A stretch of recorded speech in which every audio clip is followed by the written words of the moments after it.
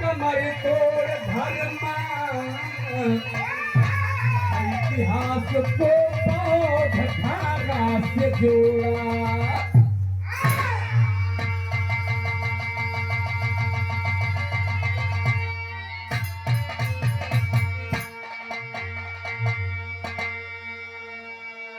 सागर के छाती में हलचल मची तो नहीं पा सका पार जिससे समंदर। कौगाली को ठुकरा लगल कभी जी।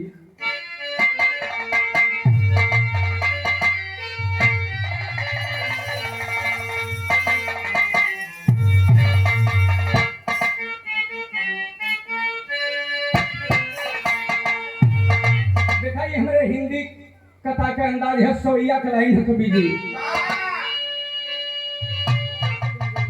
दा दुख दीन दयाल हमें, दा दुख दीन दयाल हमें, पर एक ठेरावे तो एक टरेदा, और ढेरन दा धन धाम हमें, परिवार का पेट मजे भरेदा। बाकी कोप करा तो करायतने, जितना में न पेड़ कपात झरेदा, कोप करा तो करायतने, और जितना में न पेड़ कपात झरेदा, और काल के हाथ मरी कमरी, नया काल के हाथ से नाथ मरेगा। वह गजल चलाई हो।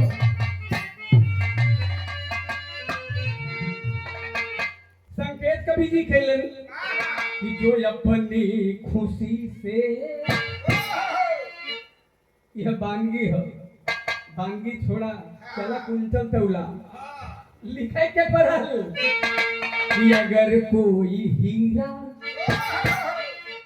अगर कोई हीरा अरे गिरा हो कि चलने, अगर कोई हीरा,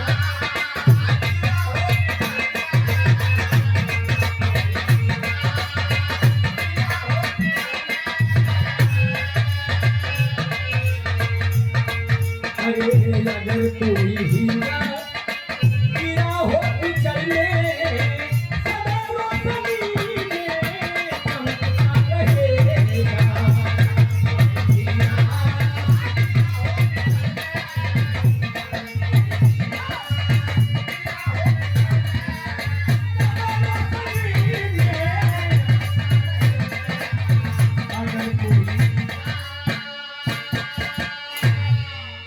अगर कोई हीरा गिरा हो कीचड़ में, कभी भी लिखत हुवन कि सदा रोशनी में चमकता रहेगा।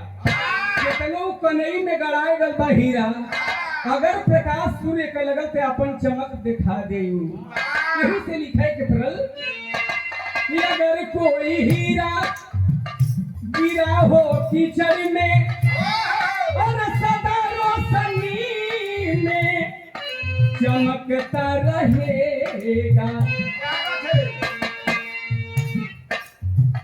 खिलकर चमन में,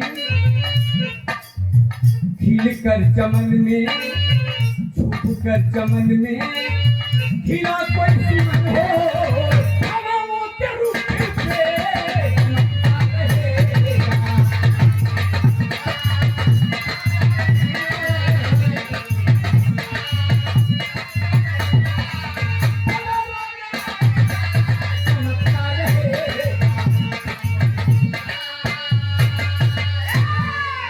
कितनों या तरे में अगर फूल खिल जाए, केहू ओके न देखे, लेकिन अगर जब ही हवा बहता, हवा के रुख पर अपन गंध छोड़ देवाला।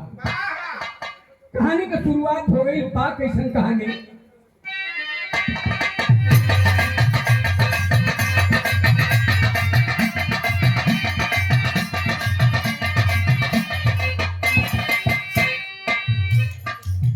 प्राचीन विश्व का प्राचीन विश्व का इतिहास ये बताता है, प्राचीन विश्व का इतिहास ये बताता है, नाम सिद्धार्थ का श्रद्धा से लिया जाता है।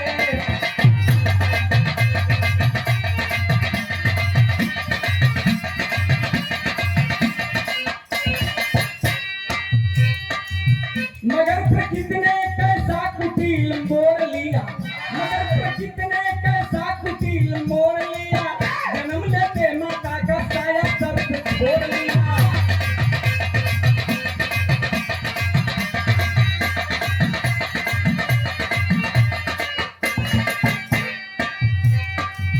कपिल वस्तु के सुदोधन जो प्रजा पालक थे, कपिल वस्तु के सुदोधन जो प्रजा पालक थे, प्रजा की शांति सुख दुख में जो सुचालक थे।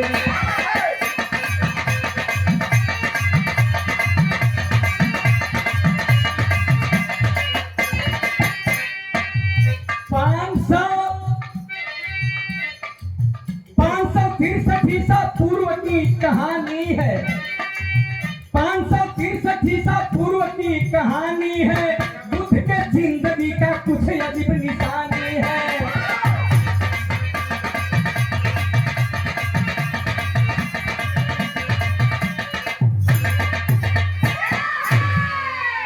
हे बाबू भैया लोगन, बतिया समझला बिरहा समझे में आसान रही। कपिल वस्तु के रहे वाला राजा सिंहनु के बेटवा सुदोधन के शादी राम ग्राम के कोली गणराज के राजा अंजन के बिटिया महामाया से संपन्न भई। महामाया से नहीं, महामाया के एक छोटी बहन रही जेकर नाम रहल प्रजापति गौतमी। कभी शादी सुदोधन से भई, शादी भइले के लगभग 20-22 साल 25 साल बीत गल, लेकिन रानी के गोद में कौनो संतान ना भइले। पूरा परिवार पूरा रियासत चिंता में डूबल बा। लेकिन आषाढ़ पूर्णिमा का जब दिन आया है, रानी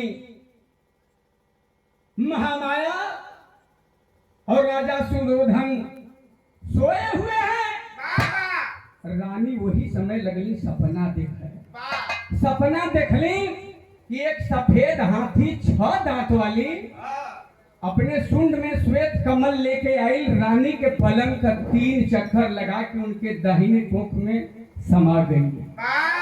रानी जब नींद टूटल सपना के विषय में सोचे लगली, लेकिन चिंता में सोचे लगली, लेकिन सोचत सोचत उनका दिमाग काम ना करत। उनके बुझले से परे बा। राजा सुदोधन का जब नींद टूटल 4 बजे भोर में, तो देखत हुआ कि रानी तो बड़ा मन मार के गोड़तारी बैठल ही। रानी से कहला कि रानी बड़ा भारी बनल हो, बड़ा गंभीर बनल हो, बात का हो? कहली कि राजा एक बात कही, राती का हम सपना देखली। राजा मुहवा पर रानी के हथवा रख देना, महामाया कल की बस रहेगा। सपना पर तोहके विश्वास हो, लेकिन हमके सपना पर विश्वास नहीं था। ऐसे कि 100% में 1% शायद सपना सच होने झूठा होला। राजा बतिया न सुनला रानी का, तैयारी लगले करे अपने सांसद भवन में जाए कर। रानी मन मार के खिड़की के सामने खड़ी हो गई। राजा एक पल रानी के नाराज या ना खुश ना देखल चाहत रहले।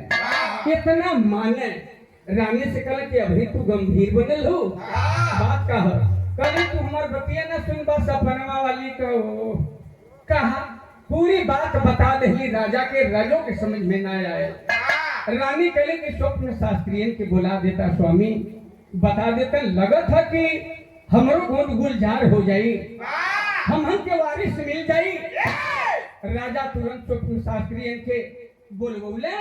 स्वप्न शास्त्री जौन सबसे बड़ा ज्यादा एज का जब स्वप्न शास्त्री रहे, बतौलस की राजा आपकी रानी का सपना तो बड़ी शुभ है, आपके घर में पुत्र लाभ होने वाला है, रानी गर्भवती हो चुकी है। राजा बड़ा ध्यान देकर रानी का सेवा सत्कार और चाप के खान पान बढ़ा दे। 1 महीना 2 महीना 4 6 8 महीना 9 महीना 9.5 महीना बीतल। जब 9.25 महीना बीतल, 1 हफ्ता के टाइम रह गल तो रानी अपनी इच्छा जाहिर कैले कि राजा हमके मायके जाए के चाही, काहे से कि पहला प्रसव मायके में उस समय प्रसव पहला करावे गई प्रथा रहल। राजा रानी के वो मौके पर सोने के एक पालकी बनवले रहल मुख्य रूप से। 4 कहारों के ढोए जाने वाली पालकी में रानी सवार हो गई, कहार लेके चले। पूरा सेना चल रहे रथ में सामान लेके राम ग्राम के तरफ। लेकिन कपिल वस्तु जैसे ही भीतर लुम्बिनी बन आल, वही लुम्बिनी बन में जब रथ पहुंचल त साल वृक्ष का गह एकदम फूल फूलल रहल। रानी का मन में मोह ले रानी कहले कि पालकी उतार दो। पालकी उतरल, रानी घूमे लगली, टहरा लगली। हवा के झोंके से डाल ऊपर नीचे जा, जैसे रानी के आमंत्रित करत हो। रानी डाल पकड़ लेली, कैसे ही हवा के झोंका से डाल ऊपर चढ़ल। अब कैसे ही रानी के प्रसव पीड़ा शुरू हो गल। खड़े खड़े रानी एक बच्चा का जन्म दिली, न कोई रोग न कोई चीख। उनके से अब राम ग्राम जाए का प्लान फेल हो गल। कपिल वस्तु के लिए चलल रह। रानी के बड़ा खुशी बात 10 महीना पहले के जो सपना देखल आज साकार हो गल, विरह में तर्क लगल।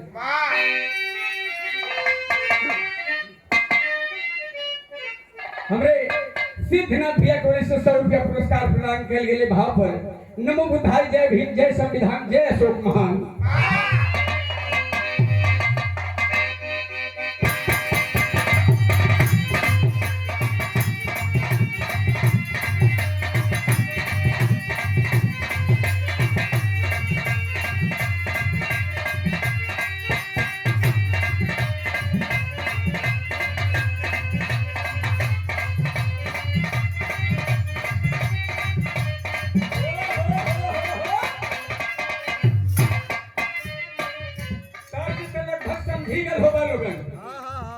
भाव लगल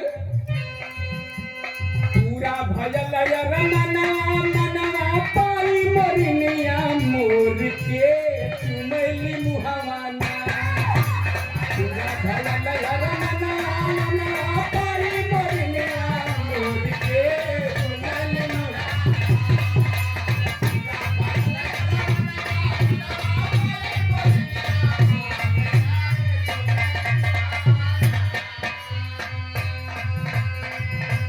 पूरा भजल रमनवा मनवा पाई मोरनिया मोर के चुमैली मुहावाना।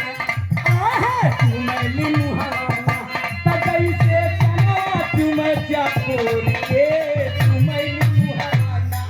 कैसे चुमै चकोर के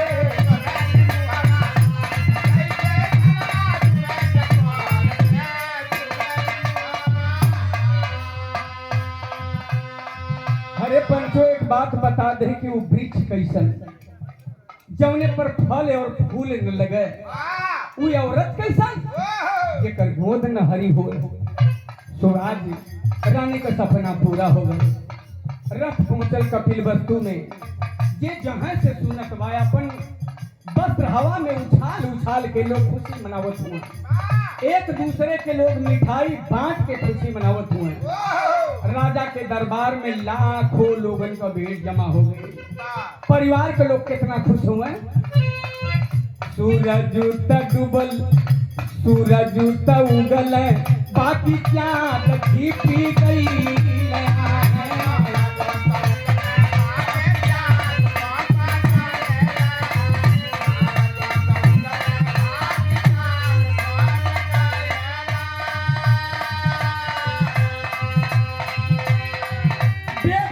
के पाई सारा दुखावा हो गई।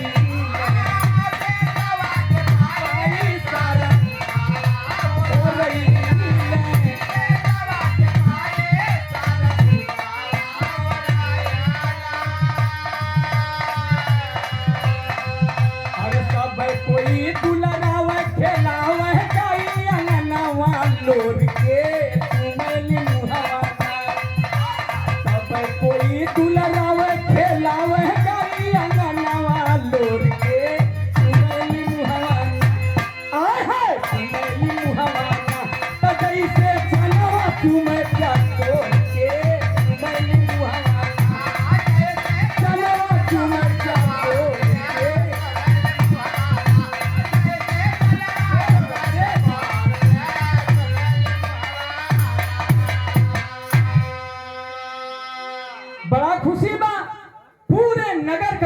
हाजिर हो गई ने राजा के दरबार में। राजा के पुत्र लाभ हो गल, उत्तराधिकारी मिल गल, सबके खुशी बा। साधु संत, भूखा नंगा भिखारी सब ही पहुंचत बा राजा के दरबार में दान दक्षिणा के लालच से। आज राजा का तिजोरियों खोल गई है, सबके दान बांटत हुए। लाखों की संख्या में भीड़ बा कपिल वस्तु की राजधानी में। हिमालय पर्वत की चोटी पर कुछ तपस्वी साधक साधना कर रहे थे। उसमें सबसे ज्यादा उम्र के असित ऋषि कालदेवल देखते हैं कि राजा सुधोधन के दरबार में लाखों की संख्या की भीड़ जुटी है। बात क्या है? असित ऋषि ध्यान साधना में बैठ जाते हैं। तैसे ही उन्हें अनुभूति होने लगा जैसे आकाशवाणी होने लगा। असित ऋषि, जिस दर्शन के लिए तुम इतने लंबे समय से ध्यान साधना कर रहे हो, उस मालिक का जन्म राजा सुधोधन के दरबार में रानी महामाया के गोद में हो चुका है। अगर चाहो तो दर्शन कर सकते हो। ध्यान टूटल असित ऋषि का सीधे भागल कपिल वस्तु की राजधानी में आ गया। राजा सुधोधन नजर नहीं आउत हुए। द्वारपाल से कहलन कि ए बाबू तनी जाके अपने स्वामी से बता दा कि असित ऋषि दरवाजे पे आए हैं। असित ऋषि का नाम सुनत राजा सुधोधन बड़ा ऋषि मुनिन का बहुत बड़ा प्रेमी रहला। वो बेना गोड़े दौड़ गई ना, कुछ अमात गई ना। ऋषि के पैर पर पानी गिरा के फूल का वर्षा करके सम्मान के साथ राजा निवेदन किले कि महल के अंदर चली। और जब महल के अंदर गई उस समय उचित आसन पर बैठा दिले राजा सुधोधन। और जब बैठ गई तो राजा सुधोधन सोचला कि अब सुसज्जित हो गई, पूछ ली। कहने की बाबा इतना बड़ा कष्ट करे का जरूरत रहल, हमके बुला ले होती, हम खुद आ गई हुई। कहने की मैंने सोचा कि आपको बधाई और बच्चे को आशीर्वाद देता आऊं, इसलिए कि तुम्हें पुत्र लाभ हुआ है, उस बच्चे का दर्शन करा दो। राजा सुधोधन कहला कि कुछ समय इंतजार करना पड़ेगा। कहला काहे? का बच्चा सो रहा है। असित ऋषि कहला कि अरे जागरूक विभूतियां कभी सोती नहीं, वो तो स्वभाव से जागरूक होती हैं। तब तक सिद्धार्थ गौतम असित ऋषि की बात सुनकर असित ऋषि पर अनुकंपा करते हुए हाथ पैर पटक झटक के रोए लगला। ऋषि कहने कि देखो बच्चा जाग रहा है। राजा सुधोधन लेके लड़का के ढांक तोप के जब लिए ना असित ऋषि के गोद में दे देना। असित ऋषि सर से पांव तक बड़े ध्यान से निरेख रहे हैं। 32 महापुरुषों का लक्षण देखकर असित ऋषि तो खिलखिलाकर हंसे। एकरे बाद देखते ही देखते मोटे मोटे आंसुओं की धार उनके आंख से चलने लगी, फूट फूट कर रोने लगे। अब जितना वहाँ भांट भांटी जुटल खेल तमाशा देखाओ वाला, साधु संत सन्यासी भूखा नंगा सब ही सब सरकने लगल धीरे धीरे। सोचने की रजवा के लइकवा की कुछ होत ना गए। असित ऋषि तो लाखों करोड़ों में एक ऋषि है, ये तो सिद्धि पुरुष हैं, लड़के में कोई गड़बड़ी देख रहे हैं इसलिए रो रहे हैं। राजा सुधोधन निवेदन करते हैं हाथ जोड़कर, स्वामी मेरे बच्चे में क्या कोई अनिष्ट होने का कारण देखते हैं? असित ऋषि समझ गए कि राजा मेरे रोने का गलत अर्थ लगा रहे हैं। असित ऋषि कहा कि नहीं तो का तब पहले आप हंसे फिर रोने लगे, बात क्या है? कलश की इस बच्चे में मैं 32 महापुरुषों का लक्षण देख रहा हूँ। जो 32 लक्षणों से युक्त होता है वह बुद्धत्व को लाभ करता है।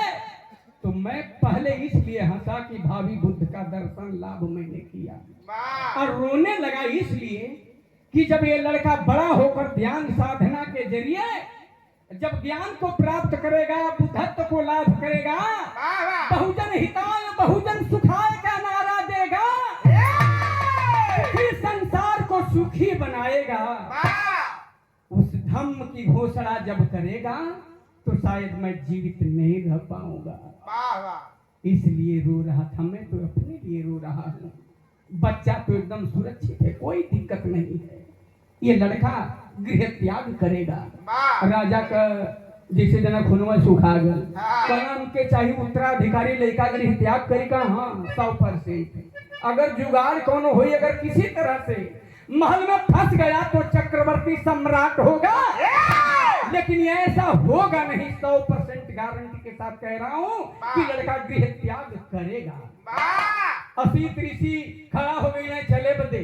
राजा सुदोधन सोना चांदी हीरा मोती से लतल थाली का दान करत हूँ। कहना कि ना ई का होई तोरे दरबार में जौन आज हम पा गई 80 साल की उम्र में कब्बो ना पौले रही।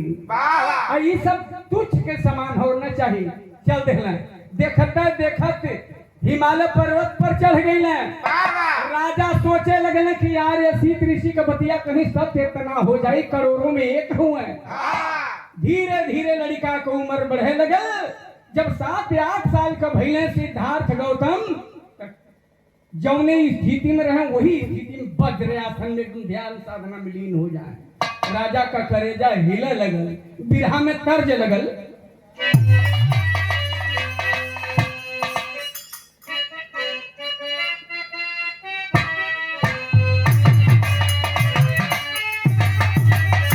यह गीत हो कि साची कहीं भौजी तोहरी छेद ही चलनिया।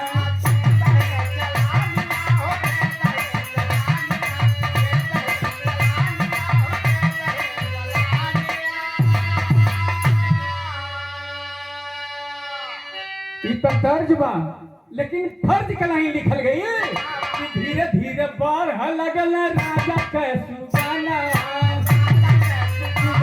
हो राजा के।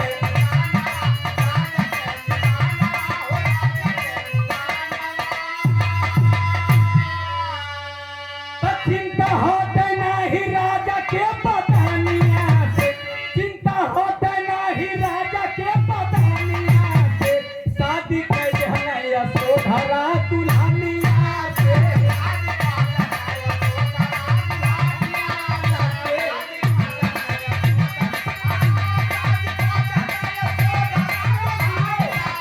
क्या बात है।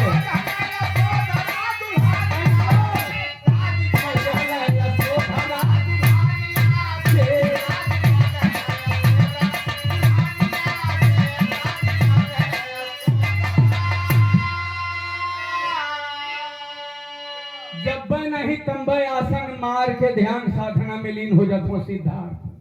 राजा सुदोधन का करेजा धड़के लगल कि असीत ऋषि का बतिया सत्य हो जाएगी। अपने भाई धौतोदन के बोलने कहला कि भैया लगत है असीत ऋषि का बतिया सही हो जाएगी। तब उत्तराधिकारी के हुई हमरे बाद के रियासत का मालिक रही, कौनो उपाय नहीं बा। कहला कि उपाय है बचपन में कर शादी कर दा। एकरे दिमाग से ध्यान साधना गृह त्याग का जोन बा विचारे खत्म हो जाएगी। वह लोग कहले शादी कर दिला यशोधरा से, वही राम ग्राम के पोली गणराज्य में दंड पाड़ी के बिटिया से। और जब रानी यशोधरा दुल्ही के रूप में आ गई कपिल वस्तु में, धीरे धीरे समय बीते लगल। और जब राजू समैया बीते लगल तब भयल का कि धीरे धीरे बीत गई जब कुछ दिनवा।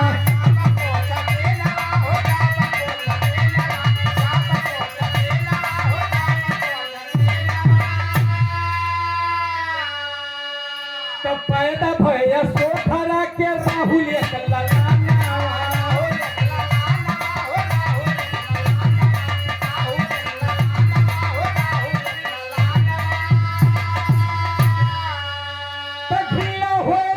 सिद्धार्थ के दुनिया से, होए लगल सिद्धार्थ के दुनिया से। शादी कर दिहल यशोधरा दुल्हनिया से। शादी कर दिहले यशोधरा घर में आ गई दुल्हन के रूप में। कुछ समय बीतल और जब समय बीतल तो रानी यशोधरा के एक लड़का पैदा भल जोने का नाम रखल गल राहुल। राहुल जब पैदा हो गल तब राजा सुदोधन बड़ा खुश हुआ कि चला बियाह कर ली अब तो लइको हो गल, अब एकरे दिमाग से गृह त्याग का विचार खत्म हो गल, विचार खत्म हो गल। यह सोच के राजा सुदोधन अपने सारथी से बतावत हुए, लेकिन बिरहा में एक लाइन तर्ज बदल गई।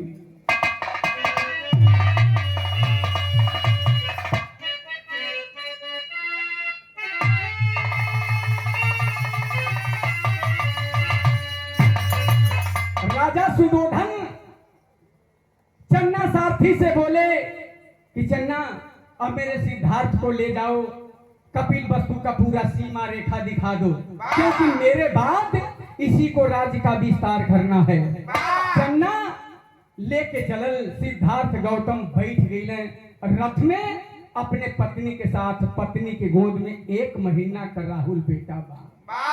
जब धीरे धीरे रथ बीच रास्ते में पहुंचल तो एक आदमी खड़ा रहा था रास्ते में, गिरकर रथ रोक दिए। सिद्धार्थ बोले कि इस आदमी ऐसे क्यों चिल्ला रहा है? चन्ना बोला कि इसकी तबीयत खराब है, बीमार है। तो अच्छा, आदमी बीमार भी होता है? कहाँ आदमी बीमार होता है? जब कुछ दूर और रथ आगे गए तब देखल सिद्धार्थ कि एक आदमी लाठी डंडा के सहारे ठेलत आवत हो। सिद्धार्थ कहला कि ये आदमी ऐसे क्यों चल रहा है? कह के आदमी का चौथा पने आ गया है, बुढ़ऊ, एक आदमी बुढ़ा हो गया है। कहले वो आदमी बुढ़ा भी होता है? कहला कि हाँ। जब कुछ दूर आगे रथ गया तब कुछ लोग एक थे लाश लेके आवत रहना, एक जनाजा लेके आवत रहना, जेके 4 आदमी टेकले रहना। यह बोलत रहना कि जीवन मरण सत्य है। कहला कि ये आदमी के ऐसे लोग कहीं टेकले हो, कहीं आदमी मर चुका है। वो आदमी मरता भी है। तो एक काम करो चन्ना, हम सीमा रेखा देखने नहीं जाएंगे, अब कपिल वस्तु चलो, मेरा मन यात्रा में नहीं लग रहा है। रथ लौटल कपिल वस्तु के तरफ, लेकिन मनवा में है सोचत हुआ सिद्धार्थ वह कर जाएंगे।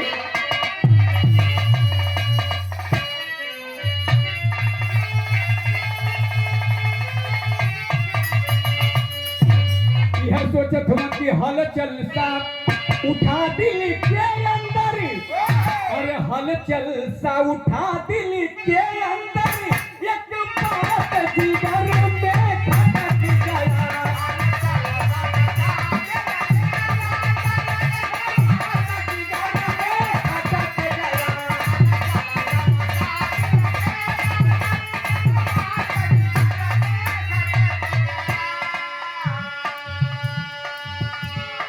यह सोचत हुए का हल चलता उठा दिल के अंदर,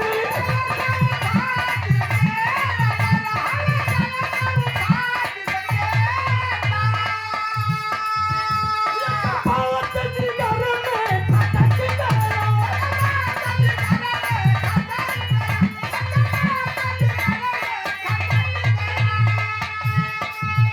एक बात जिगर में खटक गया, दुनिया की दशा देखे है जब, दुनिया की दशा देखे है जब, दिल शीशा बन के चटक गया।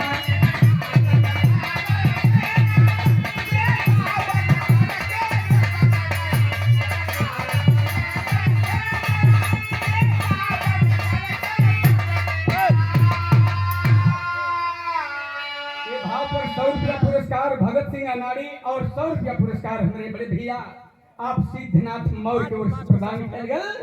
प्रणाम फिर जनता के, नमस्कार, प्रणाम, नमो भाई, जय भीम, जय संविधान, जय अशोक मान। कहना है सोचत हुआ रथ चलल, शीशा जैसे एकदम दिल उनकर चूर चूर हो गए। बीमार आदमी देख के, मरल आदमी देख के उनका दिमाग खराब है। बुद्ध सिद्धार्थ का कपिल वस्तु कोरी रथ जाते, लेकिन सोचत हूँ का सोचत हूँ यह जीवन कैसे चलता है,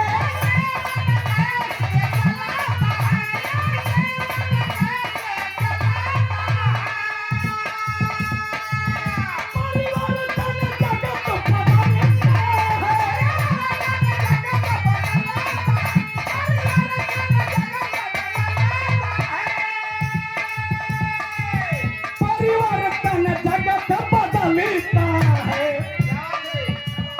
प्रश्न उठा मस्तक के अंदर, जो प्रश्न उठा मस्तक के अंदर, उत्तर अधरोगे लटक गया। हाँ, मस्तक के अंदर उत्तर अधरोगे लटक गया।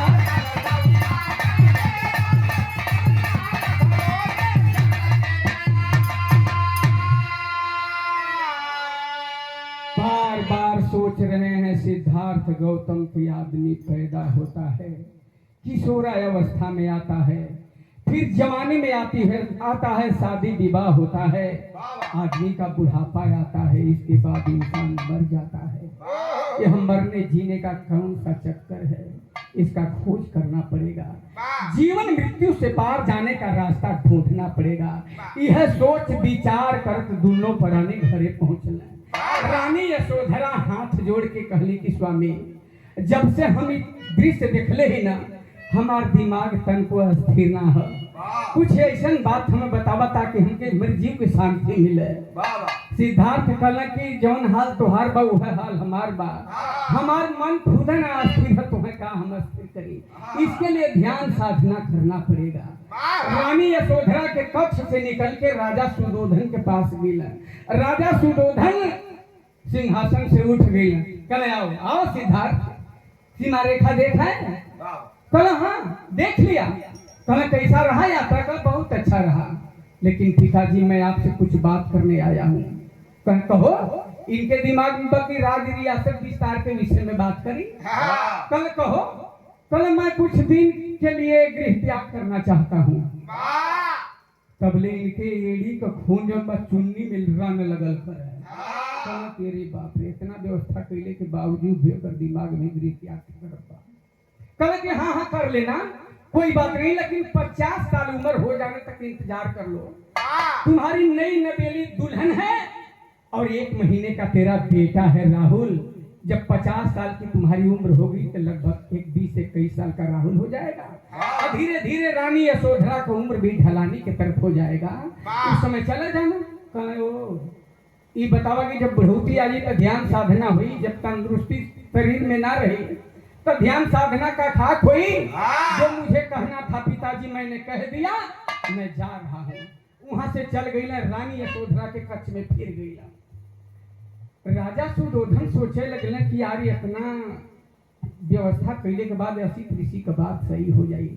रहा जुगाड़ लहुली लहल नहीं, लेकिन एक जुगाड़ और कर रह जाए तो लाह नहीं लग करता है। ये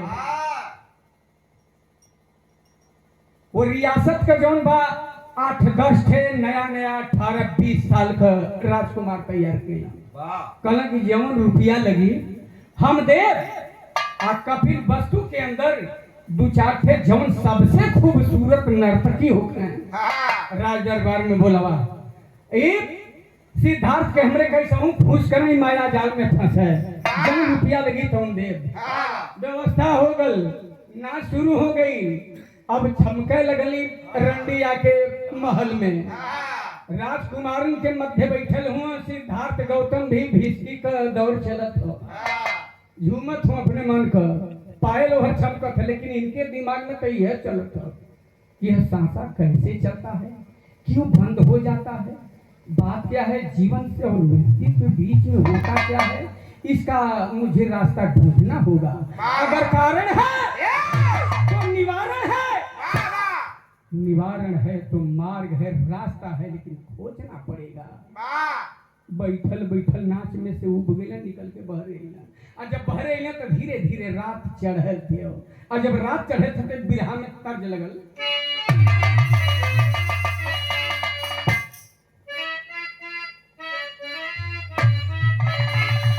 इलाहाबादी तर्ज बाकी स्वामी जी धीरे धीरे ना, ये स्वामी धीरे धीरे ना, अरतिया का मोर पुरानी धीरे धीरे ना।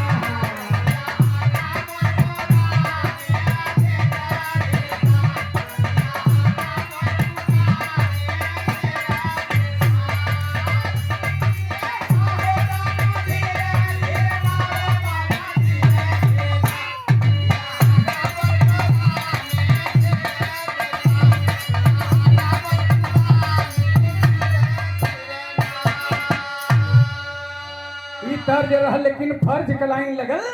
सिद्धार्थ गौतम नाच में से बाहर जा गिले। जब भरवा इने तो देखत हूँ आकाश में चंद्रमा पूरी रोशनी बिखेर रहा है। वही समय सोचे लगल, का सोचत हुए कि पंचो धीरे धीरे ना, ये पंचो धीरे धीरे ना, रतिया भैली जब चढ़ानी धीरे धीरे ना, जब चढ़ानी धीरे धीरे।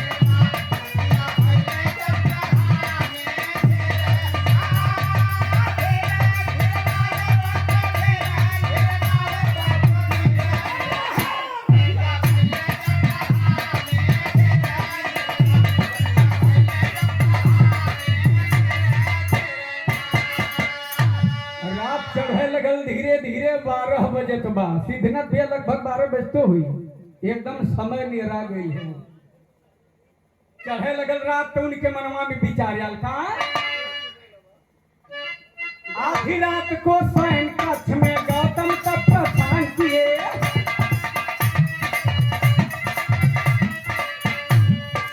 एक झलक नारी देते के दर्शन का अरमान लिए।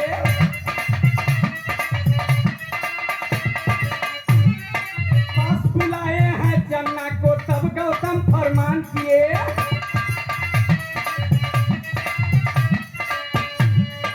जिनका तो कंटक के ऊपर तैयारी रखमान किए।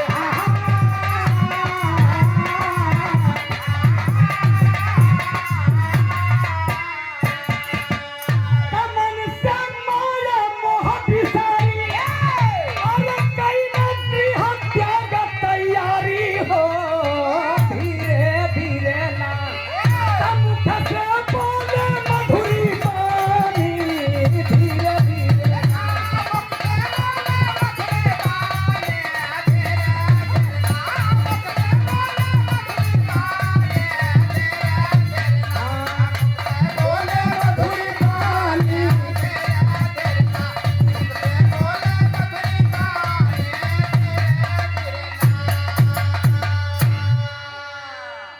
सिद्धार्थ गौतम सीधे अपने अरमान लेहले पहुंचत हुए रानी यशोधरा के कक्ष में।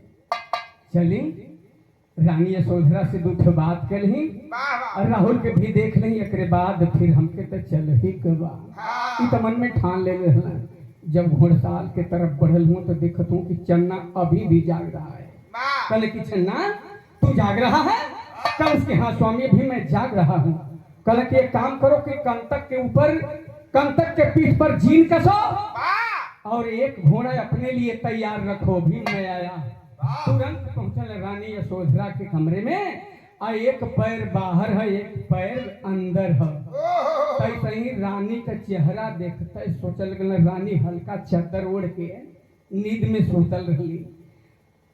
देखते उनका चेहरा सोचल कि आज अगर रानी की जगह दहिला तो गृह त्याग के समय बोझिल हो जाई।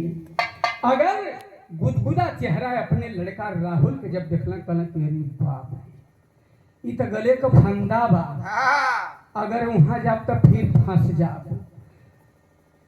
लोग बतावल कि लड़की पगहा लड़का गराम और इनके छोड़ के कहाँ पर आम। जब राहुल के देखल तो सोचल कि अरे बाप रे तब मुहेड़ी बा, ठीक ना बा।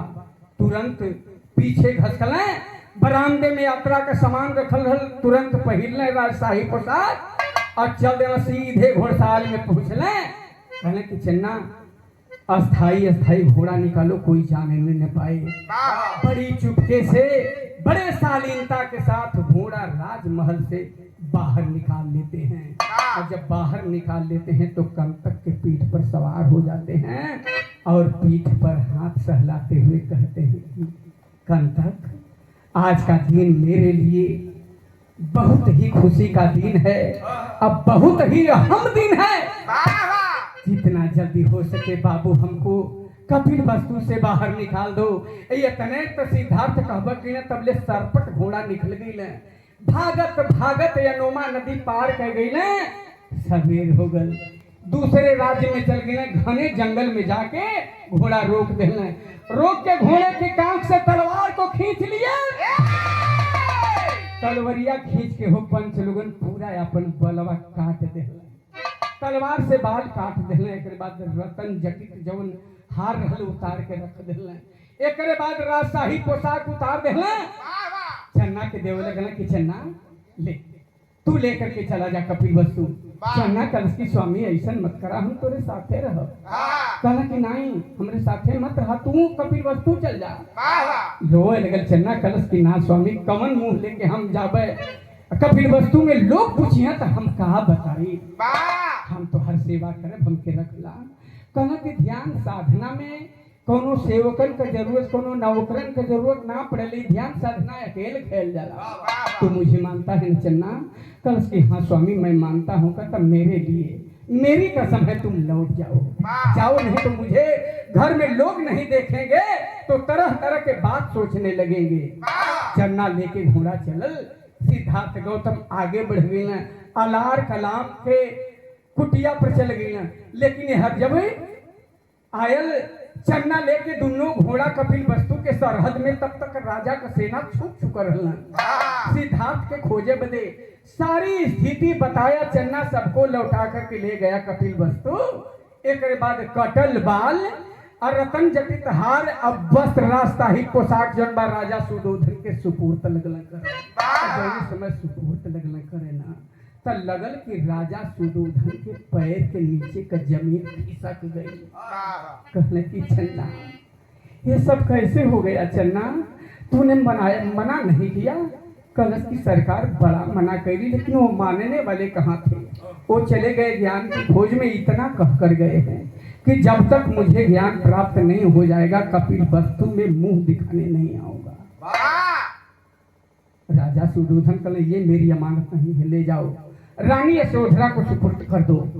लेके कटल बाल जब पहुंचल रानी यशोधरा के हाथ में थमहावे लगल हो पंचो। रानी यशोधरा जब पकड़ ली कटल बाल हाय स्वामी कह के बीच आंगन में गिर गई। जितना और रियासत और महल का राज रानी रहली सब रानी यशोधरा के उठाए लेनी, समझावे लगली मत रोवा बेटी, ध्यान साधना करे बदे गलहुन तो आई है ना।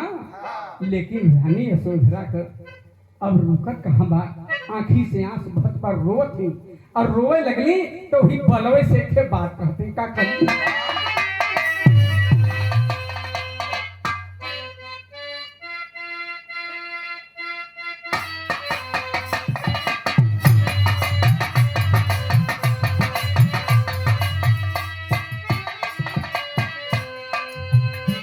हमरे सोनभद्र जिला के माटी का गीत हो,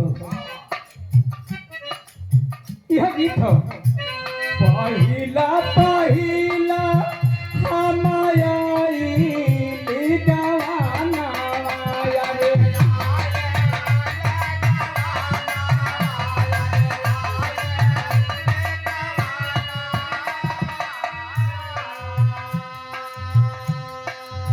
सिद्धनाथ जी आपके तरफ से 100 रुपया पुरस्कार है भाव पर। ये बड़ी गवैया लग रहा गावत तो हम गाइला। ऊंची ऊंची महलिया देख दिया हल्ला भैया धीरा,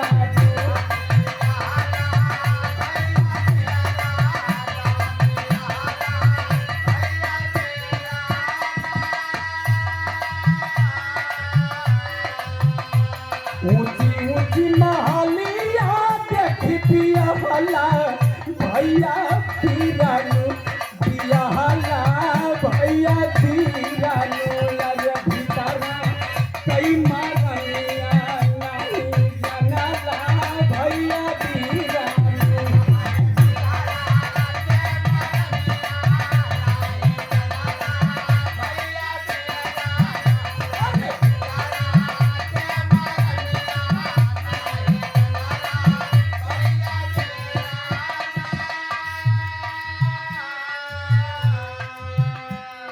रानी यशोधरा के हाथ में सिद्धार्थ का कटल बाल हो, वही बरवे से कहते का राहुल मोर सुगाना वाका करी हई के दुलारा रे।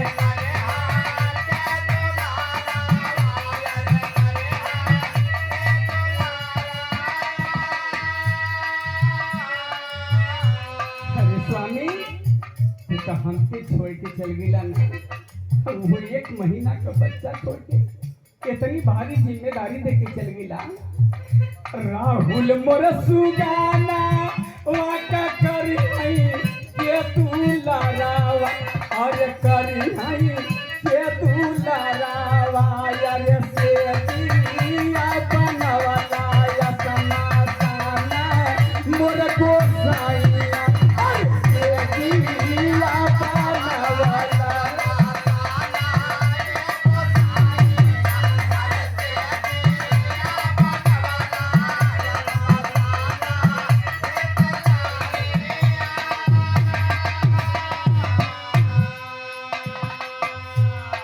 एक महीना का बेटवा छोड़ के चल गईला। ये लड़का के दुलार प्यार के करी हो स्वामी। रोवत थी राज रानी समझावत थी लेकिन रानी यशोधरा के आंख ना रुकत थी। वो राजा सुदोधन बाहर खड़ा रहला। उनका रोवाई सुन के राजा सुदोधन का कलेजा फाट के टूक टूक हो गई। राजमहल में पहुंचने कहने की बेटी तू रोवे तो के ना रोवे की चाहिए ऐसे कि हमरे बुढ़ौती का सहारा हमके छोड़ के चल गया। हमार तो रोवे का दिन हो लेकिन तुहार बुढ़ौती का सहारा तोर बेटा तुम्हारे सामने बा। रानी यशोधरा कहने की बाबू हम उनके गईले बदे ना रोवती उनकर का दशा हुई ये बदे रोती। सुना यह कहली फूलावा पर सुतल कैसे कांटा पर डोलत हुई है।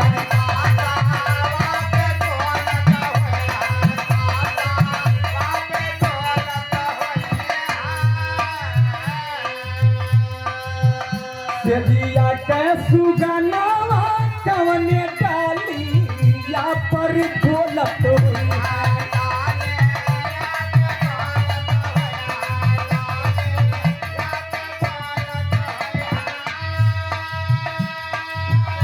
अरे बाबू हमें बदे ना रोथी कि काहे बदे चल गेला। फूल के सेज पर सुतत रहला ना। मौसम प्रूफ कमरा बनवले रहला। जाड़ा के लिए अलग, गर्मी के लिए अलग, बरसात के लिए अलग। लेकिन हमार स्वामी फूल के सेज पर सुतत रहला ना। आज उनका का दशा हुई फूलवा पर सुतलन कैसे कांटा पर बोलत हुई है।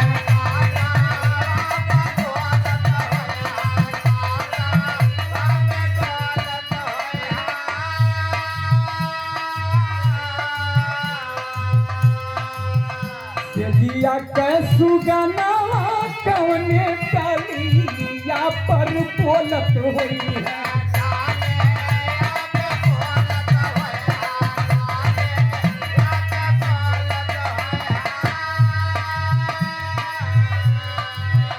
दिया के सुगनावा कवने डालिया पर बोलत हुई है। डालिया पर बोलत हुई है।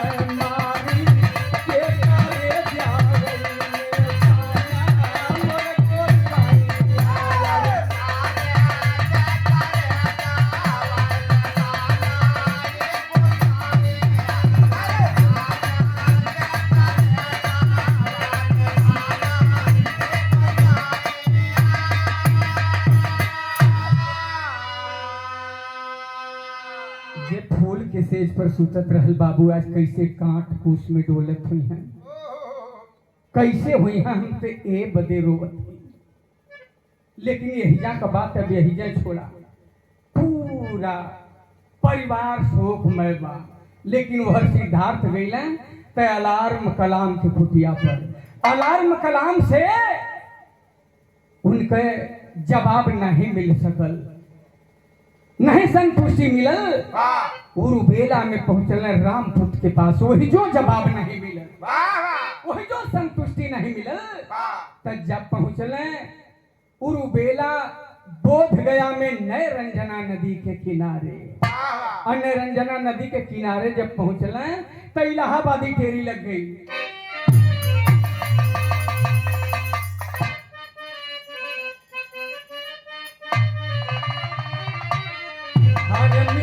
मिल गए जीवन के मंत्र मूल मिल गया।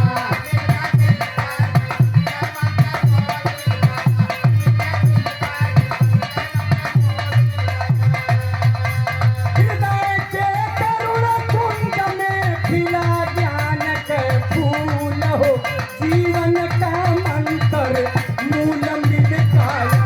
हृदय के करुण कुंज में खिला ज्ञान के फूल हो, जीवन का मंत्र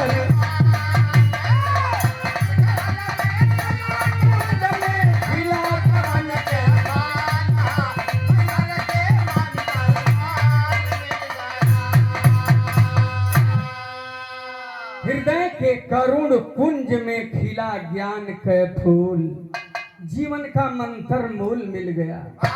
6 साल बीत चुकल रहल, धीरे धीरे शरीर पीड़न तप करते करते लेकिन सुजाता का जौने समय खीर खैला, पुराने 5 साथी उनके छोड़ के भाग गई। और जब भाग गई तो अब किसी को गुरु नहीं माने सिद्धार्थ गौतम उसी पीपल वृक्ष के नीचे ध्यान साधना करने लगे। लगा दिए लंबी समाधि। जन्म तो उनकर भल रहल बैसाख पूर्णिमा के, लेकिन ज्ञान भी प्राप्त हो गल बोध गया में बैसाख पूर्णिमा के।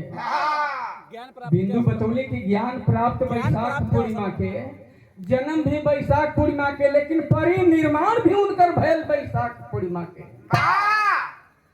जब ज्ञान प्राप्त हो गल तब लिखे के पड़ल छंद कलाई हो। अरे आओ देखी ज्ञान प्राप्ति पर 100 रुपया पुरस्कार हमारे सिद्धनाथ भैया हुड़ेरी से। नमस्कार प्रणाम नमो बुद्धाय, जय भीम, जय संविधान, जय अशोक महान। कहना है क्या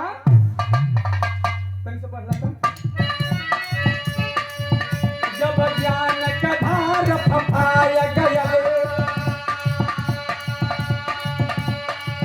कलिमल तन के सब छूटल बा, तन त्याग न होई विराग कबो,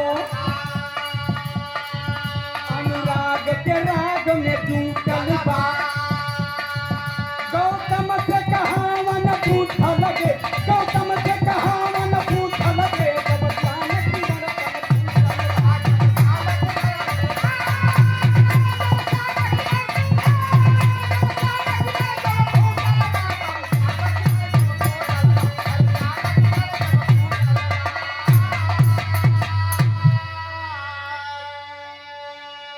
जब ज्ञान का धार फफाय गल तब ज्ञान किरण तन फूटल बा। रात के पहले पहर में सिद्धार्थ गौतम के पहला विद्या मिल गई, दूसरे पहर में दूसरी विद्या, तीसरे पहर में तीसरी विद्या मिल जाती है। सिद्धार्थ गौतम जिस दिन ज्ञान प्राप्त किए उस रात में इतनी अंधेर बारिश हुई थी, बिजली चमक रही थी, तड़क रही थी, मूसलाधार बारिश हुआ था। वही स्वाति जो वंदना में बता रहा था कि गुरुबेला का 11 वर्षीय जो बेटा था वो सोचने लगा कि हमारे गुरु गौतम पेड़ के नीचे कैसे रहे होंगे, और मैं तो छत के नीचे रहता हूँ, छत भी चू गई। दौड़ल जा थकी चल के देख लें कि हमारे गुरु गौतम कैसे हुए। दौड़ल जाता जब 50 मीटर दूर रह गल तब देखा था कि सिद्धार्थ गौतम के मुखमंडल पर आभा किरण मड़रात बा। एकर मुंह बवा गल, ठिठक गल। सिद्धार्थ देखला कहला कि मुन्ना क्यों रुक गया, बढ़ो आओ आओ मेरे पास आओ। कहलस कि गुरुजी आज तो आप बदले बदले लग रहे हैं। मुस्कुराते हुए सिद्धार्थ गौतम बोले बदला बदला लग रहा हूँ, कैसा बदला बदला लग रहा हूँ। कहलस कि स्वामी ये बताना तो मेरे लिए कठिन है, लेकिन आप बदले बदले लग रहे हैं। कहला कि हाँ हाँ स्वास्थी जिस ज्ञान के लिए मैं आया था आज रात को मुझे ज्ञान प्राप्त हो गया। जाओ उरुबेला में सारे बच्चों से बता दो आज हम खुशियां मनाएंगे। आज का दिन मेरे लिए बहुत बड़ा अहम दिन है।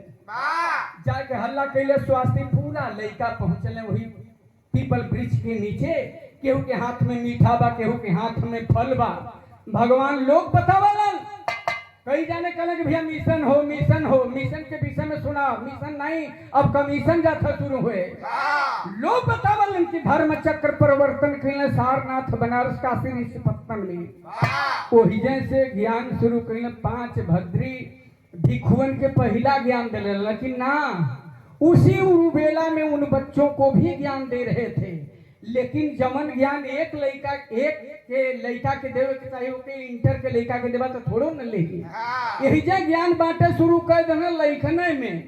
फल उठा लेला, फल में रहल संतरा, संतरा का फल बोकला उतार देना। कहले कि बच्चों मैं क्या कर रहा हूँ? कहा बोकला उतार दिए। हाँ ठीक कह रहे हो, बोकला मैंने उतार दिया। एक बाद फांकी अलग करने लगे। बोले कि अब क्या कर दिया? कहा फांकी अलग कर दिए। कहा ठीक है, सब बच्चन में एक एक फांकी बांट देना। कहना कि इसको मुंह में डाल लो और दांत से हल्का दबा कर इसका रस अंदर ले जाओ और आंख बंद कर लो। जब कुल लड़का दबाए के जब रस अंदर ले गई ना, एक बाद सिद्धार्थ कहले कि बच्चों आंखें खोलो और बताओ कैसा स्वाद रहा। लड़का कहला कि गुरुजी कुछ खट्टा कुछ मीठा। कहला कि हाँ कुछ खट्टा कुछ मीठा। इंसान को हमेशा सचरित्रता अवस्था में होना चाहिए। अगर राजू ढोल बजा रहे हैं तो इनको इस समय यह सोचना चाहिए कि मैं ढोल बजा रहा हूँ। अगर रामनिवास कवि जी हारमोनियम बजा रहे हैं तो इनको लगना चाहिए कि मैं बाजा बजा रहा हूँ। इनका दिमाग कहीं जाना नहीं चाहिए। जो टेरी बोल रहा है उनको ये लगना चाहिए कि मेरा मुख्य काम है सचेतनता अवस्था में उन्हें सिर्फ टेरी बोलना चाहिए, दुनिया के तरफ ध्यान नहीं देना चाहिए। बिंदु अगर गाना गावत हो तो दिमाग रहे कि हम बिरहा गावत ही। इस सचेतनता अवस्था में इंसान को हमेशा होना चाहिए। जो इंसान सचेतनता अवस्था खो बैठता है तो जगह जगह एक्सीडेंट भी हो जाला। आप लोग देखला फोनवा से बतियाओ तो जाके भांज लड़की है। बुद्ध ने कहा है कि इंसान को हमेशा सचेतनता अवस्था में रहना चाहिए। बुद्ध को ज्ञान प्राप्ति के बाद 49 दिन बुद्ध उसी उरुबेला के किनारे रहे हैं। 49 दिन उनके ज्ञान प्राप्ति के प्रभाव से मंगलवार 49 दिन पड़ा है। 49 बार बुद्ध पूर्णिमा 49 दिन उनके ज्ञान और जन्म के प्रभाव से पड़ा था, इतिहास कहता है। एक बाद 49 दिन के बाद चल रहे पुराने 5 साथियन के खोजे बदे। और जब खोजे बदे चलने तो पहपट लगे।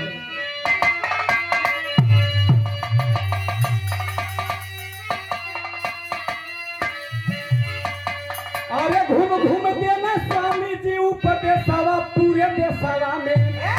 अरे घूम घूम के ना स्वामी जी उपदेशवा पूरे देशवा में।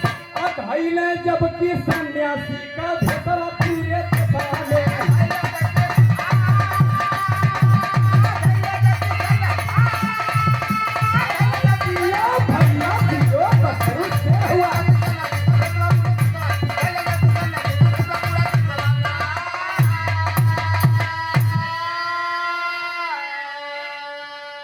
भैले जबकि सन्यासी को भेषवा पूरे देशवा में। स्वामी भगवान गौतम बुद्ध उरुबेला से चले तो अपने पुराने गुरु अलार्म कलाम के पास गए कि अपने ज्ञान के विषय में उनको अवगत करा दूं। लेकिन पता चला कि 4 साल पहले इस दुनिया को उन्हें छोड़ करके चले गए। रामपुत्र भी नहीं रहे। तब पुराने 5 साथियों के पास पहुंचते हैं, तब लिखेंगे धर्म चक्र परिवर्तन कैले और ऋषि पत्तन में जाई हो। अब दिए हैं 5 शिष्यों को तब पंचशील बतलाई हो। अरे पवना तबला बिंब साफ संदेशवा देशवा घूमेलन। अरे पवना तबला बिंब साफ संदेशवा देशवा घूमेलन। करुणा वर्ष सन्यासी का देशवा देशवा घूमेलन।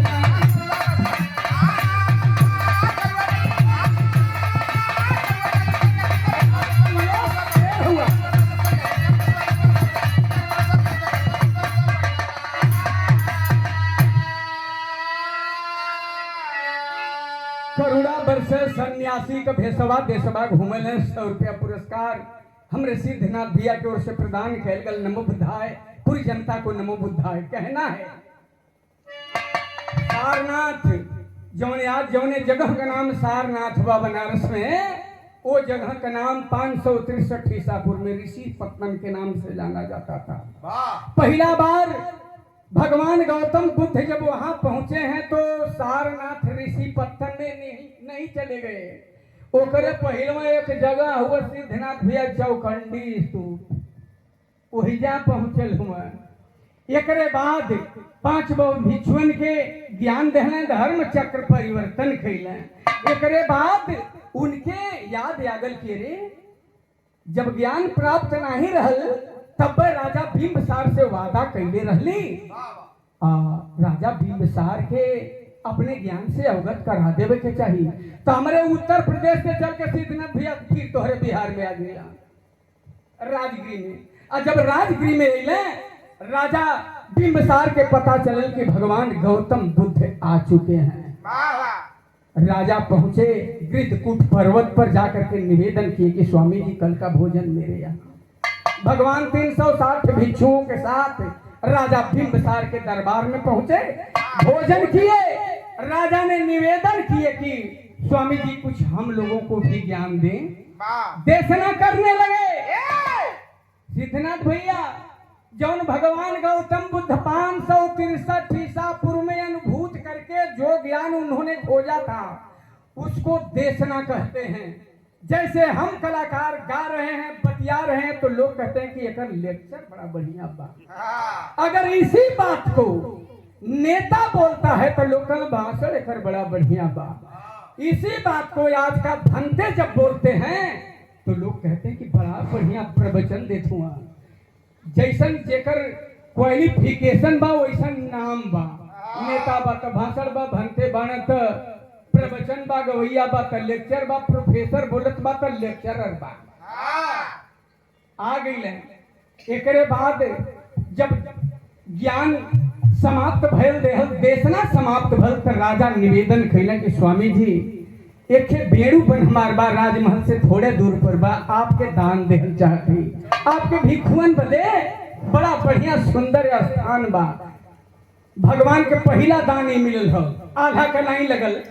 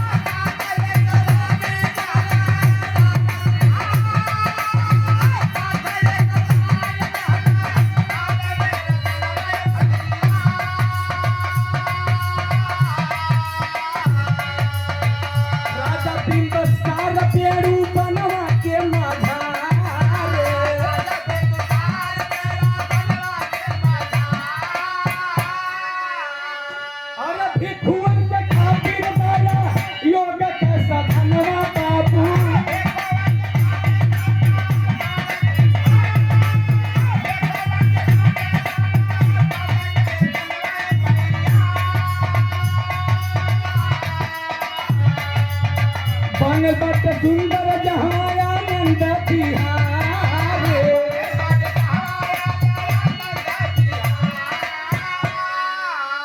तपौध भिक्षु साधन कर लहर पहरिया भैया।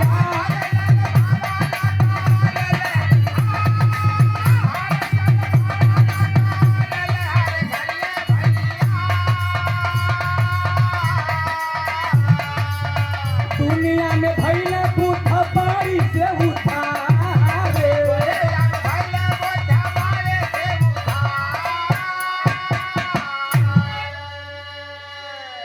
दुनिया का कल्याण हो गल बुद्ध वाणी से। विश्व का 56-57 देश बौद्ध कंट्री बा, बुद्ध पर भरोसा बा, जबकि विकसित देश बा। और जहाँ बुद्ध पैदा भइल वही जगह लोग भुला गए, यही से इतना पीछे बा। ए बाबू एकरे बाद बड़ी तेजी से चर्चा फैले लगल कि सिद्धार्थ गौतम के ज्ञान मिल गल। राम प्रवेश सिंह आपके तरफ से 100 रुपया पुरस्कार प्रदान कल गल। ई खबर कपिल वस्तु में पहुंचल। राजा सुदोधन के कान में ये खबर गई कि हमारा सिद्धार्थ ज्ञान प्राप्त कर चुका है, बुद्ध बन करके लोगों को उपदेश दे रहा है, ज्ञान बांट रहा है।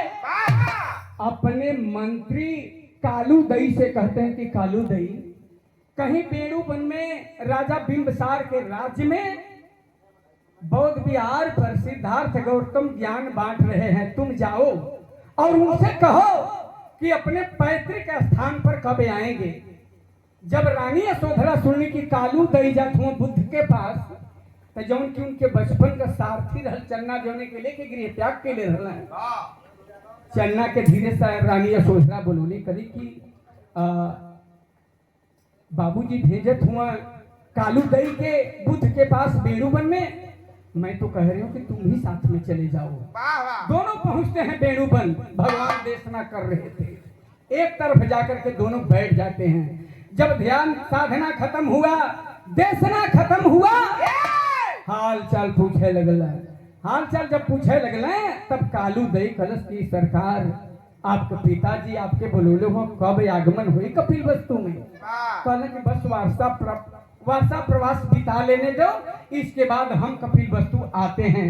1 महीना रुक जाओ, 1 महीने की तो बात है। दोनों रुक गई ना, दोनों रुकले का मतलब दोनों हो गए ना बौद्ध भिक्षु। और जब भिक्षु बन गई ना तब पैदल रास्ता भगवान डोला दिल हूँ कपिल वस्तु के लिए। रास्ते भर प्रचार करते आओ कि भगवान इसी रास्ते 10 रोज बाद आ रहे हैं। सारी जनता इंतजार में बा, और जब जनता इंतजार में बा, भगवान अपने 360 भिक्षुओं के साथ पहुंचल हुआ कपिल वस्तु के नेगोधरा नामक स्थान पर। और जब नेगोधरा नामक स्थान पर पहुंचल तब लिखे के पड़ल।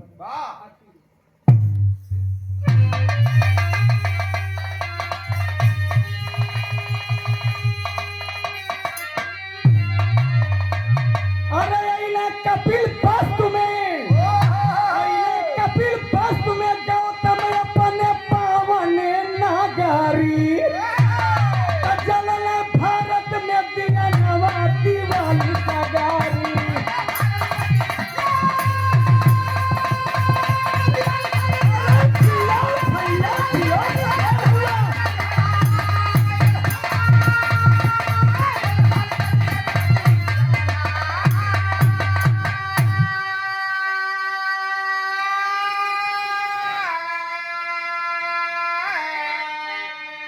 पूरी जनता भगवान गौतम बुद्ध का आरती उतारी। प्रमाण मिलता है बुद्ध चरित्र चंद्रोदय से, बौद्ध रामायण से, कि दीपावली की शुरुआत उसी दिन से हो गई। लेकिन ज्योति पर्व काहे मनावल जाला, यही बदे सिद्धनाथ भैया की तरफ से भाव पर 100 रुपया पुरस्कार प्रदान किया गया। नमो बुद्धाय कह नाम है, दिया जलाए घूर के ऊपर कंटक को कर याद, दिया जलाए घूर के ऊपर कंटक को कर याद। अरे नए पात्र में धनतेरस के बनल खीर प्रसाद, बाद में बाद में आई ना फिर भवनवा दिवाली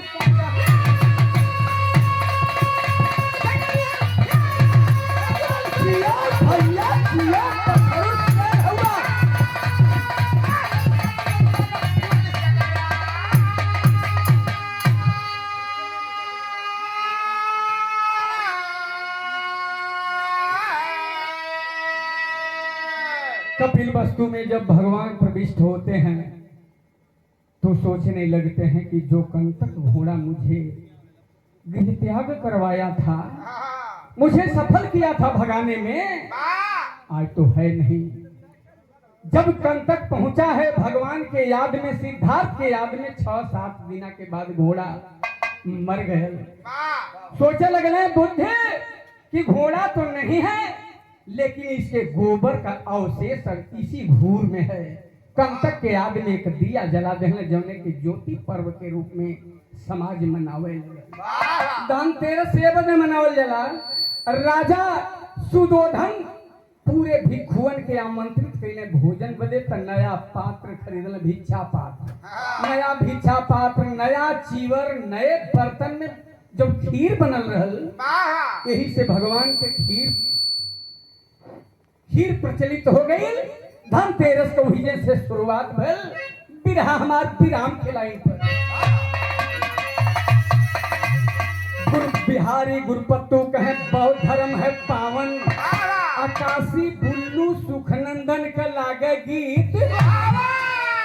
आय हाय मिल गए जीवन का